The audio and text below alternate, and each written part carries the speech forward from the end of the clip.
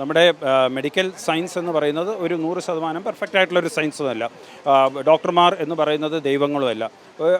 സ്വാഭാവികമായിട്ടും ഓരോ അസുഖം വരുമ്പോൾ ആ അസുഖത്തിൻ്റെ ഗ്രാവിറ്റി അനുസരിച്ച്, അതിൻ്റെ കേസ് ഫെറ്റാലിറ്റി അനുസരിച്ച്, അതിനനുസരിച്ചിട്ടുള്ള കോംപ്ലിക്കേഷൻസും മരണവും മറ്റും സംഭവിക്കാൻ സാധ്യതയുണ്ട്.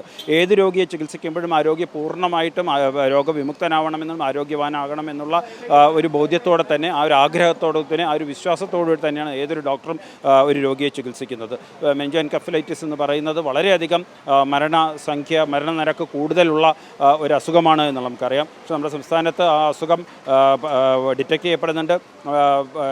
വേൾഡ് ലിറ്ററേച്ചറിൽ പറയുന്നതിനേക്കാൾ മരണനിരക്ക് കുറച്ചു കൊണ്ടുവരുവാൻ നമുക്ക് സാധിച്ചിട്ടുണ്ട്. അപ്പോൾ ഇത്തരത്തിലുള്ള പരിമിതികൾക്കുള്ളിൽ നിന്ന് ജോലി ചെയ്യുമ്പോൾ അത്തരത്തിൽ ആ അവസ്ഥ മനസ്സിലാക്കാതെ ഒരു തെറ്റില്ലാത്ത വിഷയങ്ങളിൽ പോലും ഡോക്ടർമാരെ പ്രതിസ്ഥാനത്ത് നിർത്തുന്ന ഒരുപാട് സംഭവങ്ങൾ, ഏറ്റവും അടുത്ത പാലക്കാട് സംഭവത്തിൽ പോലും അതാണ് നമ്മൾ കണ്ടത്. ഒരു തെറ്റുകാരനല്ലാത്ത, ഒരു എൻക്വയറി റിപ്പോർട്ടിൽ കുറ്റക്കാരല്ല എന്ന് കണ്ടെത്തിയ ഡോക്ടർമാരെ അവിടെ പോലും ഒരു ചികിത്സാ പിഴവ് ആരോപിച്ചിപ്പോൾ സസ്പെൻഡ് ചെയ്തിരിക്കുന്ന ഒരവസ്ഥയാണുള്ളത്. അപ്പോൾ എന്തൊരു മെസ്സേജാണ് പൊതുസമൂഹത്തിലേക്ക് എത്തിക്കുന്നത്?